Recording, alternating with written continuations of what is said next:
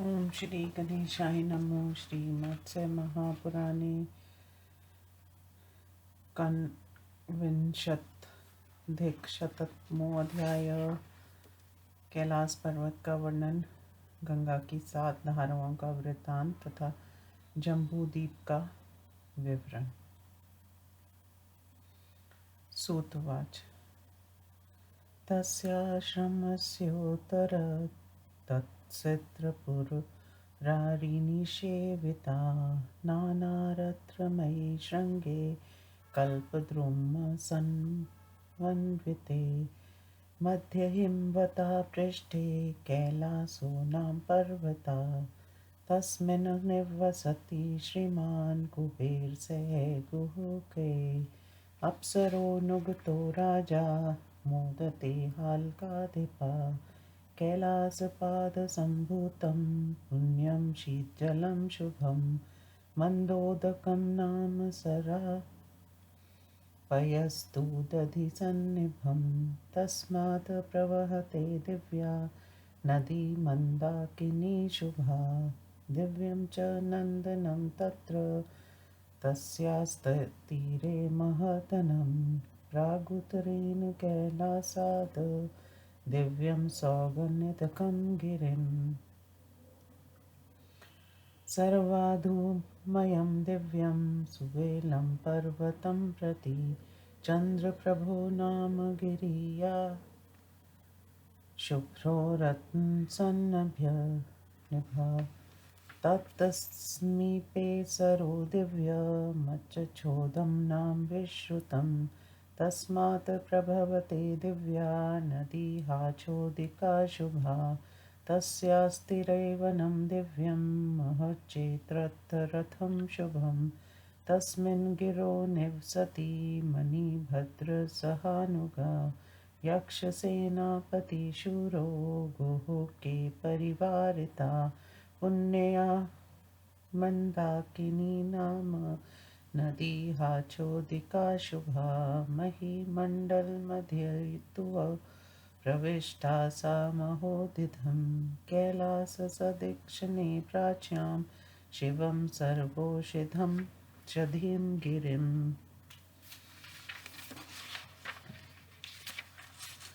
मनाशिलामयं दिव्यं सुवेलं पर्वतं प्रति लोहितो हेमशृगस्तु गिरिसूर्यप्रभो महान् तस्य पादे महद् दिव्यं लोहितं संवत्सरा तस्मात् प्रभवते पुण्यो लोहित्यक्षनदो महान् दिव्यारण्यं वशोकं च तस्य तीरे महद्वनं तस्मिन् गिरौ निवसति यक्षो मणिधरो वशी सौम्ये सुधां मृगैक्षैव गुहाके परिवारिता कैलासात् पश्चिमोदीच्यां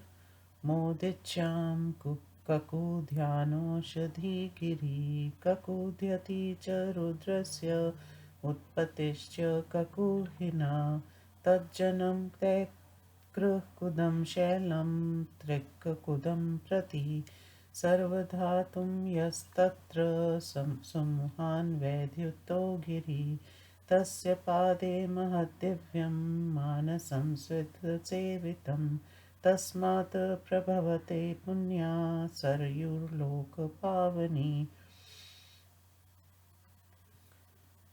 यस्यास्तिरे वनं दिव्यं वैभ्राजं नाम विश्रुतं कुबेरानुचरसति चरस्तस्य मन्न रहेतिन्यो वशी ब्रह्मदाध्याता निवसति राक्षसोऽनन्तविक्रमा कैलासात् पश्चिमाशां दिव्यां सर्वौषधिगिरिः वरुणा पर्वतश्रेष्ठो रुकं धातुविभूषिता भवस्य दयित श्रीमान् पर्वतो हेमसन्निभा शातकौम्भमये दिव्ये शिलाजाले समाचिता शतसङ्ख्ये स्थापन्ये शृङ्गदिर्वमिलो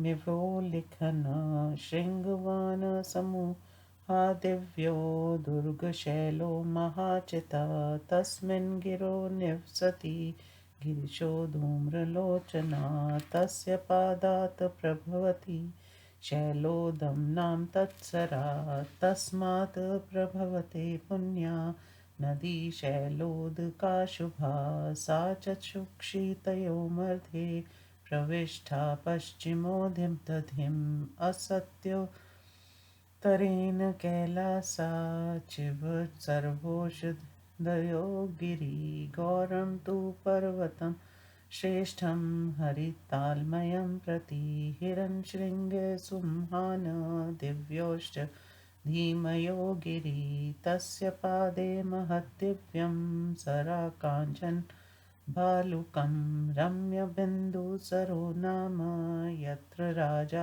भगीरथ गङ्गार्थे स तु राजर्षिरुवास बहुला समा दिव्यं यासयन्तु मे पूर्वे गङ्गातो ज्ञापलुतास्थिका तत्र त्रिपथगा देवी प्रथमं तु प्रतिष्ठिता सोमपादात् प्रसूता सा सप्तधा प्रविभज्यते यूपामणिमया सत्र विमानाक्ष हिरण्मया ततेष्ट्राष्टक्रतुभिसिद्धशक्रसुरगणे सह दिव्यशଯ୍याया पत्सत्र नक्षत्राणातुमण्डलं दृश्यते भासुरारात्रो देवी त्रिपथगा तु सा अन्तरिक्षं दिवं चैव भावयित्वा भुवं गता भवोत्तमाङ्गे पतिता सरुन्द्राद्योगमायया तस्या ये बिन्दवा केचित् कुद्राया पतिता भुवि कृतं तु तरभिर्हुस्सरस्तत्तो बिन्दुसरसंवृत्तं तत्तस्य या निरुदाया भवेन् सहसा रुषा ज्ञात्वा तस्याभिप्रायं क्रूरं देव्यश्रीकृषितं भित्त्वा विशामि पातालं स्रोतसाग्रहं शङ्करम् अथावलेपं तं ज्ञात्वा तस्या क्रुद्धस्तु शङ्करातिरोभावयितुं बुधिरा सीदृढेषु तान्निधिम् एतस्मिन् मनेव काले तु दुष्टा राजानं मग्रता धम्निस्ततं क्षीणं क्षुद्ध्याव्याकुलितेनेन्द्रियम् अनेन तोषत्याहमनर्थ्यर्थे पूर्वमेव तु बुद्ध्युद्धावयस्य वरदानं तु तथा कोपं न यच्छत ब्रह्मणो वचनं श्रुत्वा यदुक्तं धारयन्नदीं ततो विसर्जयामास संसुहृदां स्वयं तेजसा नदीं भगीरथस्यार्थे तपसोग्रेण तोषिता ततो विसर्जयामास सप्तस्रोतासि गङ्गया त्रीणि प्राचीमभिमुखं प्रतीचि त्रीण्यथैव तु सतोतासि त्रिपथायास्तु प्रत्यपद्यन् सप्तधा नलिनी वादिनी चैव पावनी चैव प्राच्यगा सीता चक्षुर्क्ष तिस्रस्तावै प्रतीच्यगा सप्तमी त्वनुगाता सा दक्षिणेन भगीरथं तस्माद्भागिरी गीरथी सा वे प्रविष्टा दक्षिणो दधिं सप्त चैता पलावयन्ती वर्षं तु हिंसाह्वयं प्रसुता सप्तनद्यस्तु शुभा बिन्दुसरोद्भवा तान् देशान् पलावयन्ती सममले च प्रयाक्ष सर्वशा सशैलान् कुकुरान् रौद्रान् बर्बरान् यवनान् कसान् पुलिन्दाक्ष कुलन्ताक्ष अङ्गलोक्यान् वराक्षयान् कृत्वा द्विधा हिमवन्त प्रविष्टा दक्षिणोदधिम् अथ वीरमरुङ्क्षेव कालिकांशैव शूलिकान् तुषारान् बर्बरान् कारान् बहवान् पारदाञ्चकान् हिता जन्मपदाचक्षुपलावित्वोदधिगता दर्दो जगुण्डाङ्गशैव गान्धरानोऽस्रसान् कुहून् शिवपुराणेन्द्रमरुन् वस्तीन समतेजसं सैन्धवानुर्वशान् बर्वान् गुप्तान् भीमरोमकान् शुनामुखामश्रोद्मरून् सिन्धुरेतान् निषेवते गन्धवार्णकिन्नरान् यक्षान् रक्षो विद्याधरोरगान्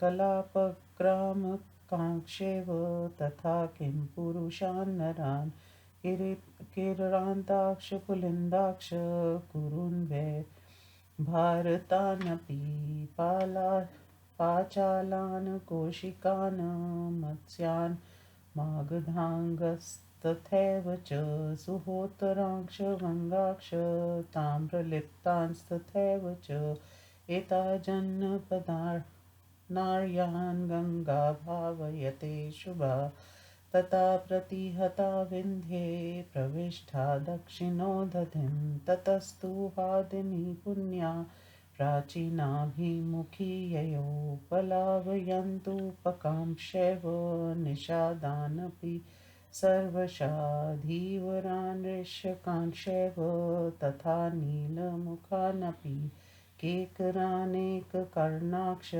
किरातानपि चैव हि कालञ्चरान् विक्रान् क्षकुशिकान् स्वर्गभौमकान् सामण्डले समुद्रस्य तीरे भूत्वा तु सर्वशा ततस्तु नलिनी चापि प्राचीमेव दिशं ययो कुप्थान् पलावयन्ती सा इन्द्रधुम् सरांस्यपि तथा खर्पथान् देशान् वैत्रशुक्पथानपि मध्ये नो कमरून् कुत्प्रवारान् ययो इन्द्रदीपसमीपे तु प्रविष्टा लवणोदधिं ततस्तु पावनी प्रायात् प्राचीमाशां जवेन तु तोमरान् पलावयन्ती च हंसमार्गान् समूहान् पूर्वान् द्वेषान् सेवन्ती भित्त्वा सा बहुधा गिरिं प्रवारणान् प्राप्य गता साक्षमुखानपि सिक्त्वा पर्वतमेरुं सा गत्वा विद्याधरानपि शैमिमण्डलगोष्ठं तु सा प्रविष्टा महत्सरा तासां नद्युपनद्योन्या शतशोऽथ सहस्रशा उपगच्छन्ति तान्यध्यो यतो वर्षति वासवा तीरे वंशस्कस्राया सुरनिभार्नाम तद्वनं हिरण्यशृङ्गो वसति विद्वान् को वशी यज्ञादपेतसुंहानमितोजासुवीरकरम् तत्रागतसत्यपरिवृता विदृढराक्षसे कुबेरानुचराह्योते चत्वारसप्तत्समाक्षिता एवमेव तु विज्ञेया सिद्धिपर्वतवासिनाम् परस्परेण द्विगुणा धर्मता कामतोऽर्थता हेमकूटस्य पृष्ठे तु सर्पाणा तत्सरासमृतं सरस्वती प्रभवति तस्मा ज्योतिष्मती तु या अवगाढेहाभयता समुद्रो पूर्वपश्चिमो सरो विष्णुपदं नाम निश्यते पर्वतोत्तमे यस्मादग्रे प्रभवति गन्धवार्णुकुले च ते मेरोपक्षात् प्रभवति हृत्छन्दो प्रभो महान् जम्बूषैव नदी पुण्या यस्यां जाम्बूनदं संवृतं पयोदस्तु हदो नील स शुभपुण्डरीकवान् पुण्डरीकात् पयोदाच तस्माद्देशं प्रसूयताम् सरसतु सरसवेतत् समृद्धमुत्तरमानसं मृग्या च मृगकान्ता च तस्माद्देशं प्रसूयतां हृदा कुरुषु विख्याता पद्यमीनकुलाकुला नाम्ना ते वैजया नाम द्वादशो दधि सन्निभा तेभ्यः शान्ति च माधवी च देनद्यो सम्प्रस्यूताम् किं पुरुषा ध्यानीयान्यष्टो तेषु देवो न वर्षति उद्धिध्यानयुक्तकान्यत्र प्रभवन्ति सरिद्वरा बलः कश्च ऋषभो चक्रो मेनाकेव च विनिष्विष्टा प्रतिदिशं निम्गना लवना मद्बुद्धिं चन्द्रकान्तास्तथा द्रोणा सुमाहाक्षशिलोचय उद्दायता उदीचयां तु अवगाढा महोदधिं चक्रो बधिर्कश्यप तथा नारद पर्वता प्रतीचि मायितास्ते वै प्रतिष्ठास्ते महोदधिं जीमतो द्रावणशैव मेनकाशन्दपर्वता आयतास्ते महाशैला समुद्रं दक्षिणं प्रति चक्रमेनाकयो मध्ये दिवि सन्दिक्षणापते तत्र सर्वतको नाम सौग्रीबिभ्रति तज्जलम् अग्निसमुद्रवासस्तु ओवरोऽसो वड्वामुख इत्येते पर्वताविष्ठा चत्वारो लवणो दधिं चिच्यमानेषु पक्षेषु पुरा इन्द्रस्य वैभया तेषां तु दृश्यते चन्द्रे शुक्ले कृष्णे समाप्लुति ते भारतस्य वर्षस्य भेदायेन कीर्तिता इहोदितस्य दृश्यन्ते अन्यत्र चोदिता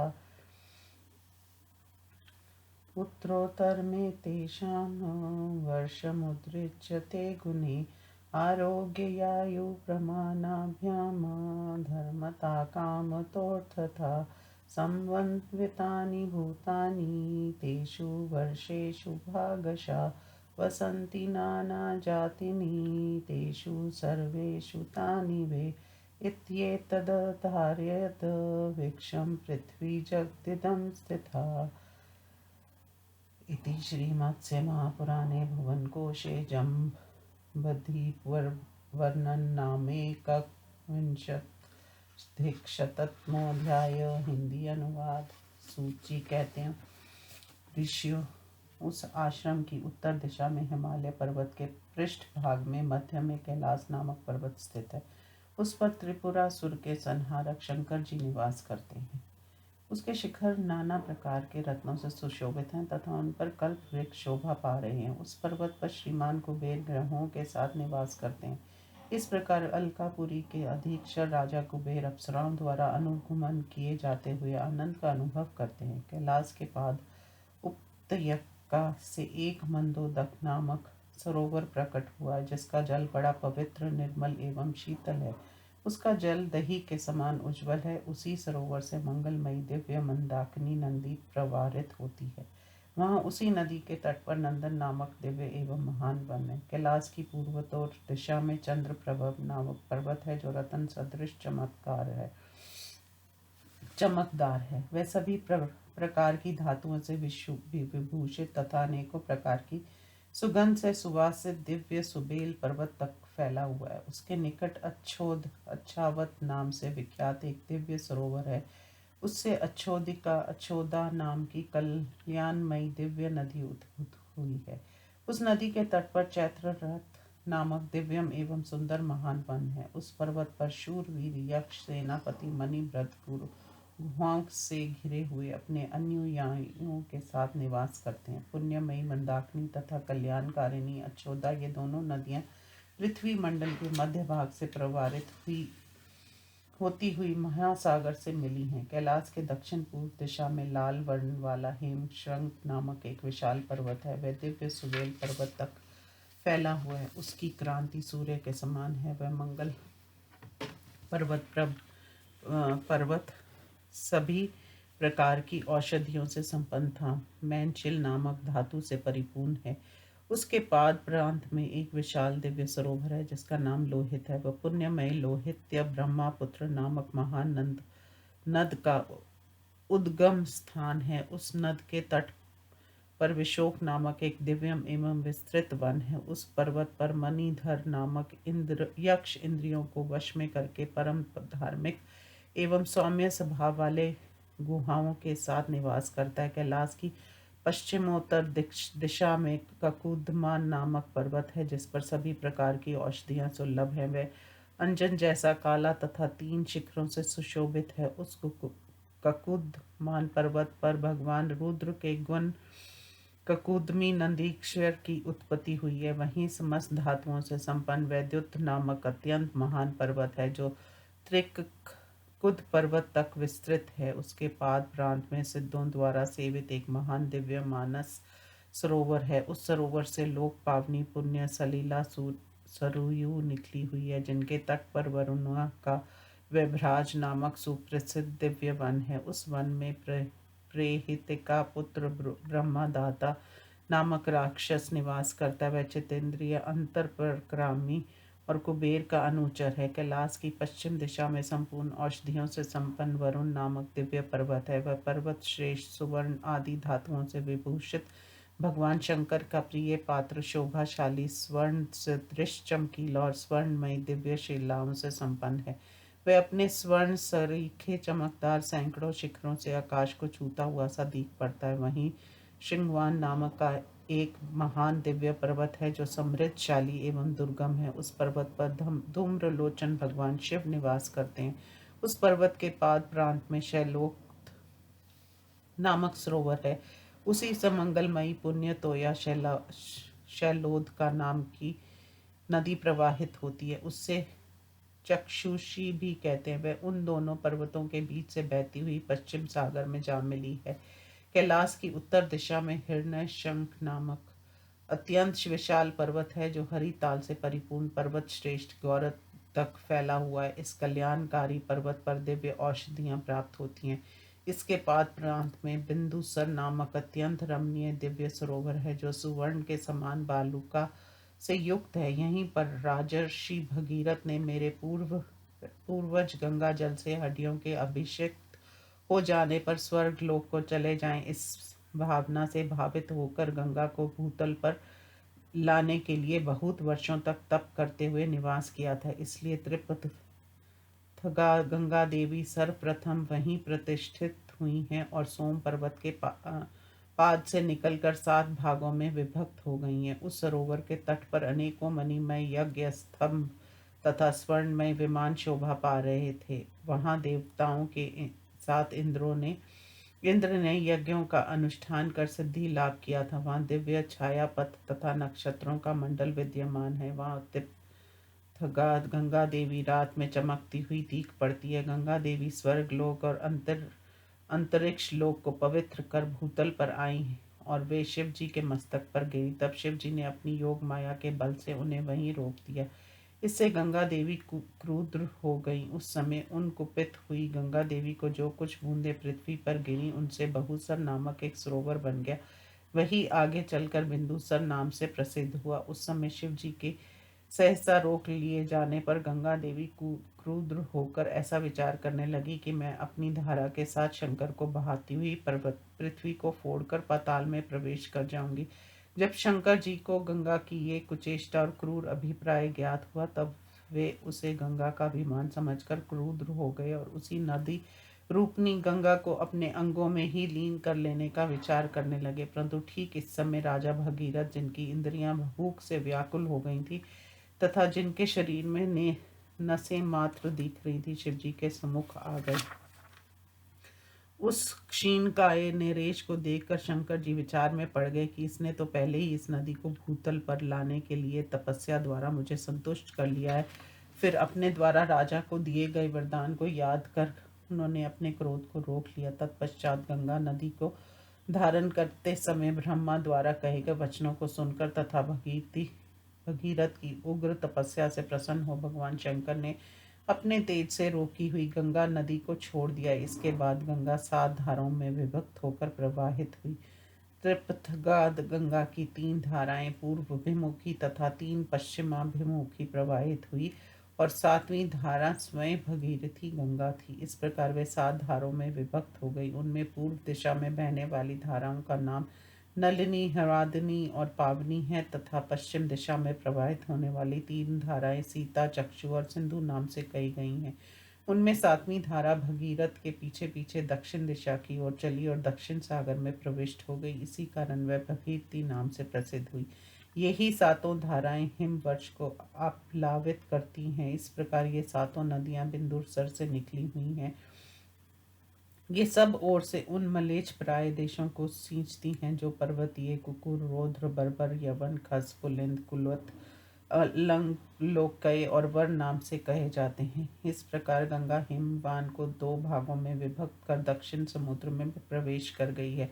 इसके बाद चक्षु, वंशु, नदी, वीर, मुरु, कालेक्षु, लिक, तुषार, बर्बर, कार, पहव, पारद और शक इन देशों को आप्लावित कर समुद्र में मिल गई। सिंधु नदी दरद, उर्ज, गुड़, गांधार, औरस, कुहू, शिवपौर, इंद्र, मुरु, वसती, सैंधव, उपर्ष, बर, कुपथ, भीम, रोभक, शुना, मुख और उर्द मरु इन देशों की सेवा करती है अर्थात इन देशों में बहती है। मंगलमयी गंगा गंधर्व, किन्नर, यक्ष, राक्षस, विद्याधर, नाग, कलाप, ग्रामवासी जन, किम पुरुष, किरात, पुलिंद, कुरु, भारत, पंचाल, कौशिक, मत्स्य, विराट, मगध, अंग, उत्तर सुहा, वंग और ताम्रलिप्त इन आर्य देशों को पवित्र करती है। इस प्रकार वह हिमालय से निकलकर विंध्य पर्वत से अवरुद्ध होकर पूर्व की ओर बढ़ती हुई दक्षिण समुद्र में मिल गई है। इस प्रकार पुण्य तोया, हाद्वनी जो पूर्वाभिमुखी प्रवाहित होती है, उपका, निषाद, धीवर, ऋषिक, नीलमुख, केकर, अनेक कर्ण, किरात, कालंजर, विकर्ण, कुशिक और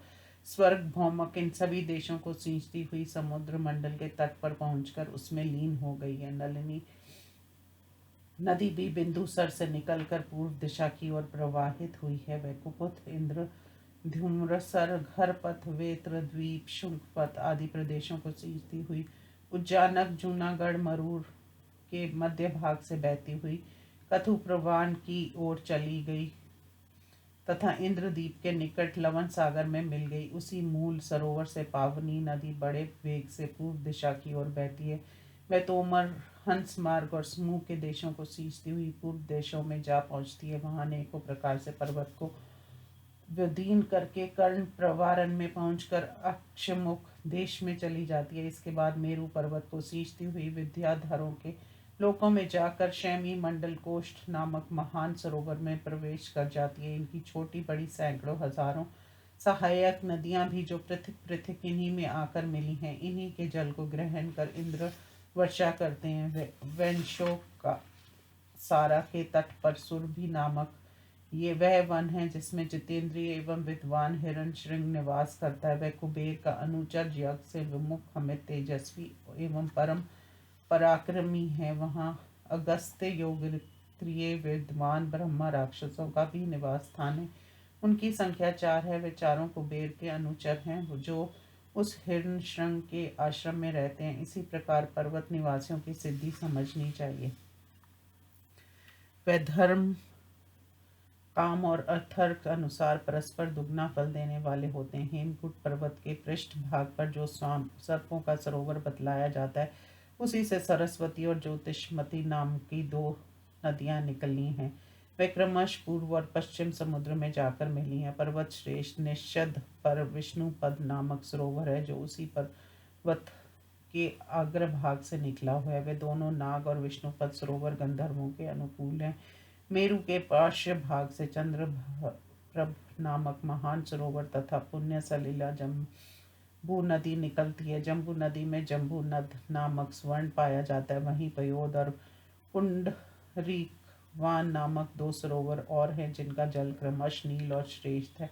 इन पुंडरीक और पयोद सरोवर से दो सरोवर और प्रकट हुए हैं। उनमें एक सरोवर से निकला हुआ सर उत्तर मानस नाम से प्रसिद्ध है। उससे मृग्या और मृग कांता नाम की दो नदियां निकली हैं। कुरु देश में सागर के समान अगाध एवं विस्तृत 12 हद हैं जो कमलों और मछलियों से भरे रहते हैं। वे वैज्य नाम से विख्यात हैं।